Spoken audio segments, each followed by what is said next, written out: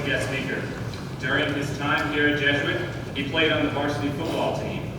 And he is also a second-generation Tiger, as his father graduated from Jesuit in 1955. After Jesuit, he went on to graduate from Loyola University in New Orleans with a degree in finance. He then went on to work for Merrill Lynch, where he has been employed for 28 years. He's in the private banking and investments division, one of just 260 private managers from among 18,000 financial advisors at Merrill Lynch. He manages $2 billion worth in assets, working with Merrill's most affluent clients, whose net worth is $10 million or more.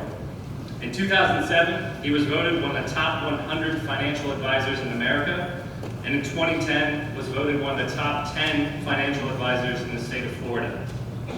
He plays an active role in the Alumni Association and is a current member of the Jesuit Foundation. And he has graciously come here today to share with you his Jesuit experiences. Please welcome one of our own from the class of 1981, Mr. Michael Valdes.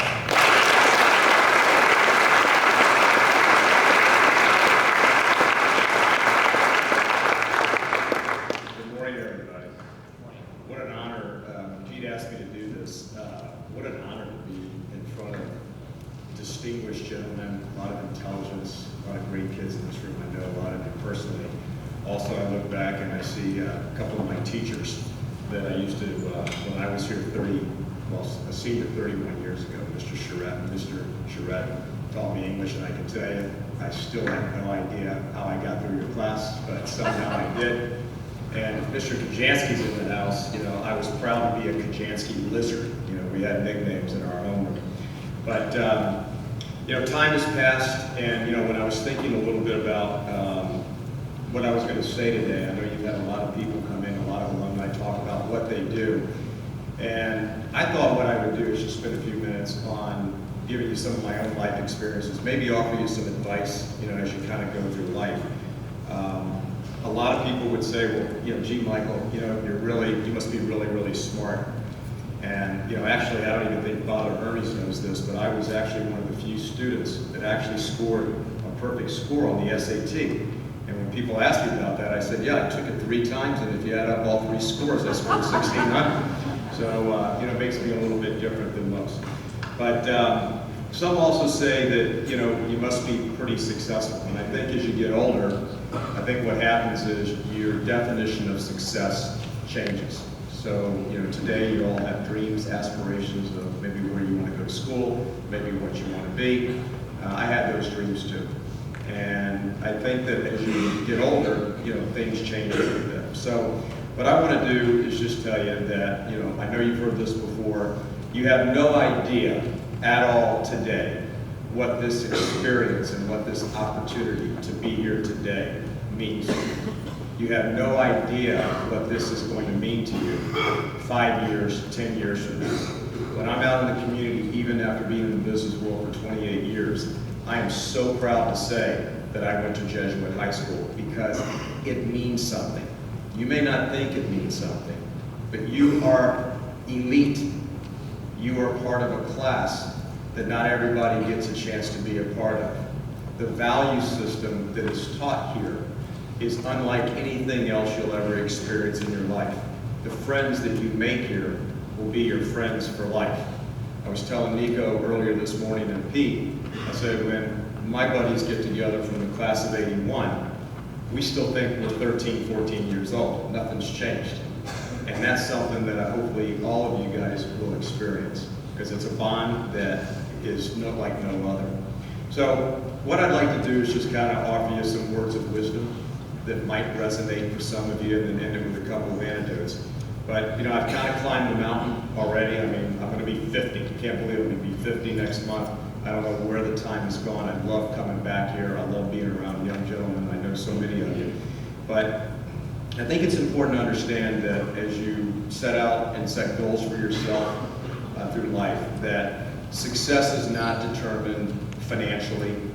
It's not determined by the type of car or how many toys you have, not the size of your house. Really, success is about being a whole person. And in order to do that, you know, you have to have a balance between family, faith, and work.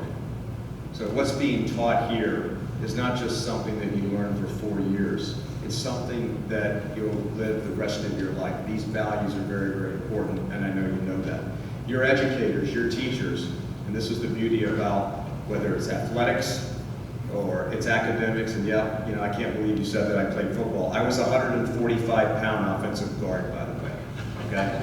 The other offensive guard was 142 pounds, so we didn't run right 38 pop too much, all right? We ran on the outside, and if we ran at all. So I can tell you when it comes to overachieving, you know, 145-pound offensive guard is not the way to go through life, trust me.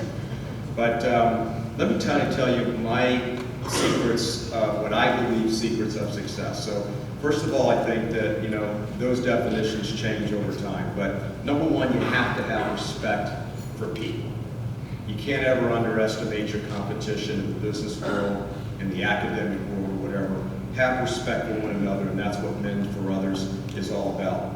I remember Bear Bryant, who my grandfather was very close to, the legendary football coach at Alabama. He said, "It doesn't cost nothing to be nice. Be nice to people. It doesn't matter what your upbringing is. It doesn't matter what your size in your bank account is. Be nice to people, because it doesn't cost anything to be nice." Secondly, you have to have a positive mental attitude. I don't care what it is you do. I wasn't always excited to go into Mr. Charette's English class. You know, I was always excited to go out on a, you know, 100-degree day on a football field. But at the end of the day, if you're gonna do it, and you're gonna do it, you might as well have a positive mental attitude, because you can accomplish anything if you have a positive mental attitude. Third, you gotta have passion and enthusiasm. I can tell you, somebody says, "Well, you've worked for 28 years. I joked about it. I said, I don't think I ever went to work, because I love what I do. Whatever it is you do in life, have passion and enthusiasm. If you're gonna be a garbage man, be the absolute best garbage man that you possibly can be. If you're gonna be a doctor, be the best doctor you can be. But have passion and enthusiasm. It will make life a lot more fun. You have to have discipline. Gotta have that balance.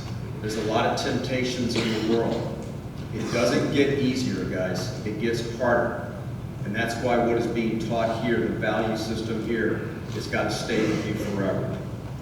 Fifth, you must set goals, and then you got to step back and decide what you're willing to sacrifice to get those goals. Very, very important. 6, be humble. Now, there's a lot of very smart people here. There's great athletes in this room. There's comedians, there's practical jokers.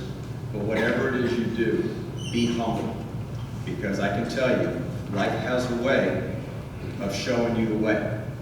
There's always somebody watching. Be humble. 6, and probably most important, you can never quit. No matter how tough it gets, whether you're in med school, law school, business school, whatever may be the case, you can never quit. Because there's always going to be somebody better than you, somebody faster, somebody smarter. You cannot ever quit. So, in my opinion, you know, this education means something. Anybody can go to any great public school, as I said earlier. Anybody can go anywhere they want, but not everybody gets to be a part of the 750 that are in this room that are proud to say they go to Jesuit High School. When you go home tonight, because believe me, there's struggles out there, whoever made it possible for you to go to school here, hug them, thank them, tell them you love them. It could be uncles, it could be parents, whatever, because you're not going to appreciate that until one day it's over. There's not a day that goes by in my life that I don't think about what my experience here was all about. Jesuit High School simply raises the bar. And that's what business school, college, medical school, whatever it may be your interest, everybody's got to raise the bar.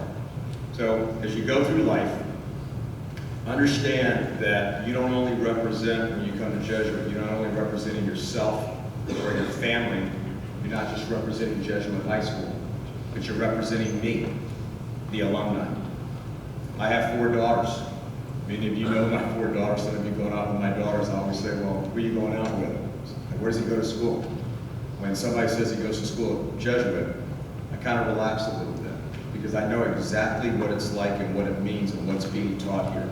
So remember, someone's always watching. All the alumni are always watching. So conduct yourself in a way that makes your family proud, Jesuit proud, but also me, the alumni, make you proud. So let me leave you with a couple of, I guess, anecdotes that I kind of think about every day that help drive me every day when I get up to go to work, whether it's a good day, bad day, market's up or down.